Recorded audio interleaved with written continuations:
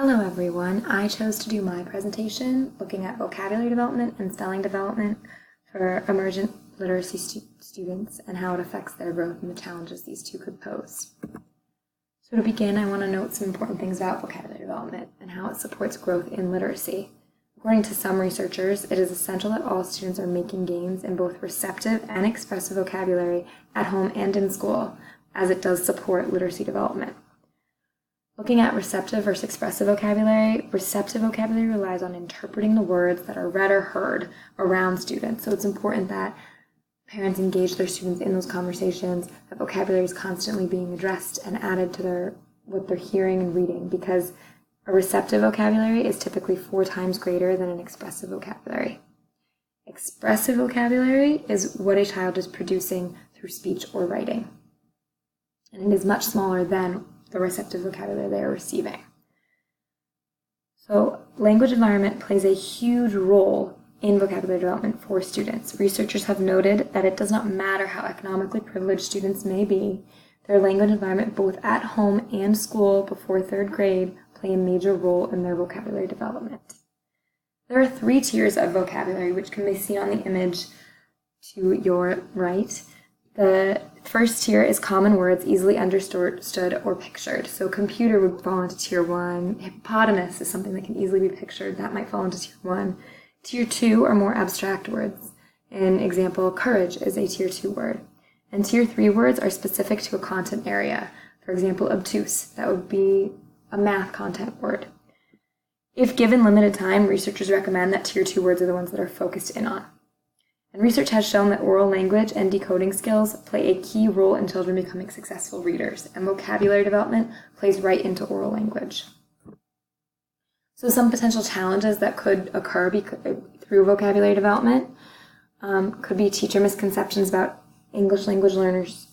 So according to researchers, many teachers have this antiquated idea that a child's first language, if they are not a native English speaker, prevents them from vocabulary or oral language development in English, when in fact, research has shown that many students use their first language to scaffold their English language learning. With that being said, it's also important to note that research indicates immersion in an English-only speaking classroom is not sufficient enough for an ELL student to learn the language.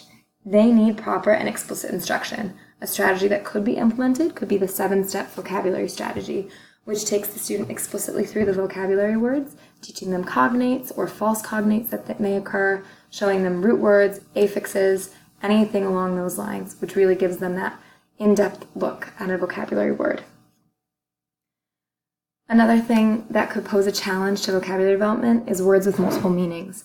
Students often get confused and tripped up by the idea that words have many meanings. For example, wave, like in an ocean, or a hand gesture to greet someone. It has 2 meanings, and out of context, students might not really be able to understand what it means. Or even in context, hearing wave, they might only think of a hand gesture and not put it to a wave in the ocean.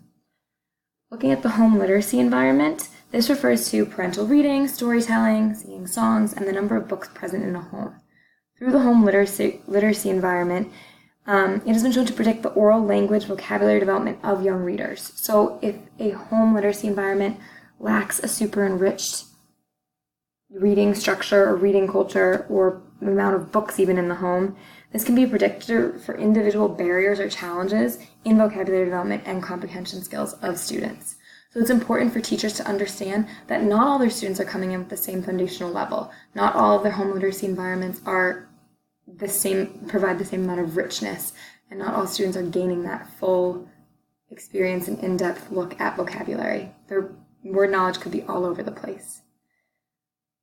Over here is just a quote from one of the articles stating that researchers have long acknowledged a relationship between vocabulary knowledge and reading comprehension, stating that vocabulary knowledge and reading comprehension go hand in hand. If a student doesn't have vocabulary knowledge, then they're not going to have that ability to gain great reading comprehension. So what a vocabulary challenge might look like for a child, it could be a statement of frustration, such as, I hate reading, or this is stupid. What they really mean is, I can't understand what my friends are saying, or I can't follow along with the plot of the story because I don't understand what the words mean. It can be very frustrating to not understand something, and it's important to watch for these signs and help target your instruction to a child's need. For parents, it might be misuse of common words, or they fail to make sense when talking. So if you ask about their day when they come home and they just don't make sense, that could be something that could be indicative of a challenge of vocabulary. They might struggle to find the right word. It might be right on the tip of their tongue, but they can't quite get it.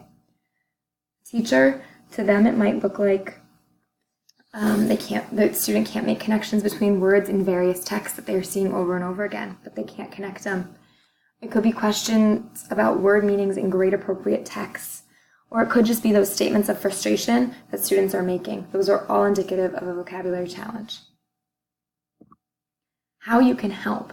For a child, it could be to find. They can find books to read on their own. The more they read, the more they'll be exposed to words, and the greater their receptive vocabulary will become.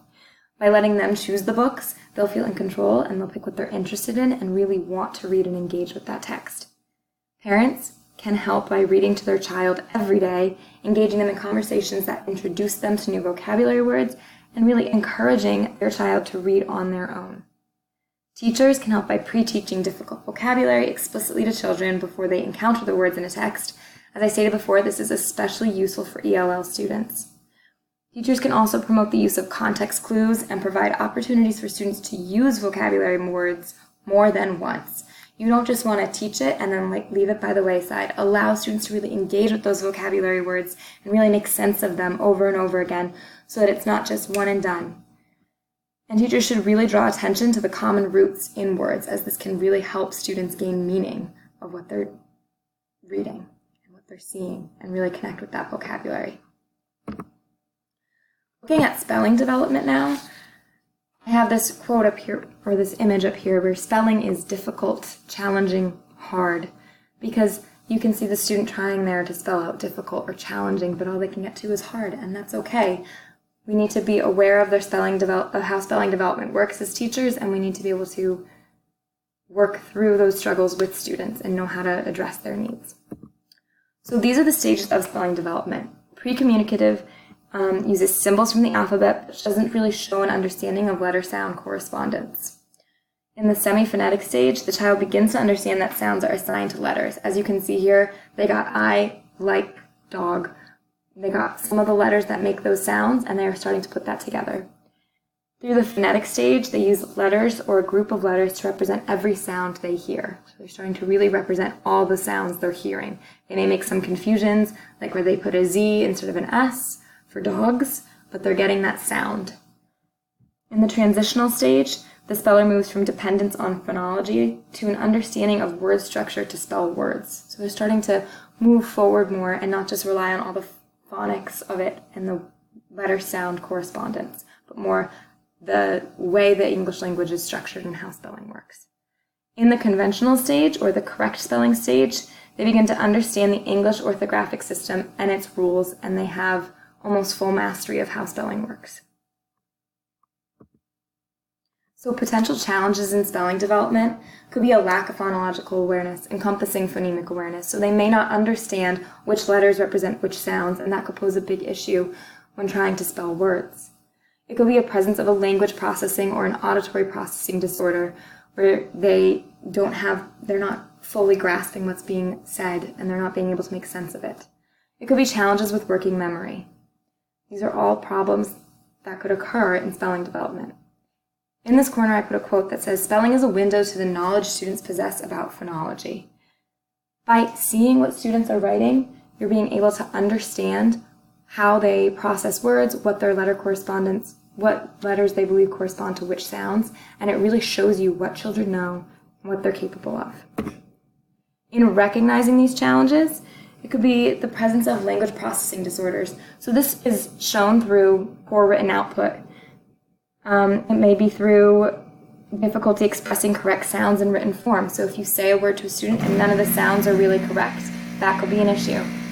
With challenges in working memory, this could show itself through incomplete recall. So you may say a word and they may only get some sounds, or it could even just be that they abandon a task completely. These are all ways to recognize those challenges in spelling development. How you can help is you can provide instruction at each stage and understand first and foremost that there is a spelling development process and that you need to target each stage. Teachers can promote spelling development through this, and they can also help students learn and figure out where they need to go from there. An example of providing instruction at each stage could be at stage 1, where you teach alphabet knowledge and then slowly begin building letter-sound correspondence. For use outside supports and different instruction. If a child is having trouble connecting letters to sounds, use kinesthetic processes to assist them. For a child with a language processing disorder, turn to the speech-language pathologist and ask for strategies or advice. And use those differing strategies, such as reading very slowly, reading sentences very slowly, maybe having them dictate what they want to say and having you help spell them out. Monitor.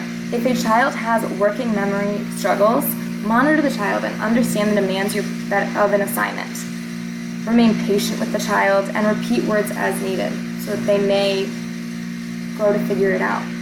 If they are struggling with their working memory, something else you could do is write the main ideas on the board, write the big ideas, write the key words on the board so that they can see them clearly.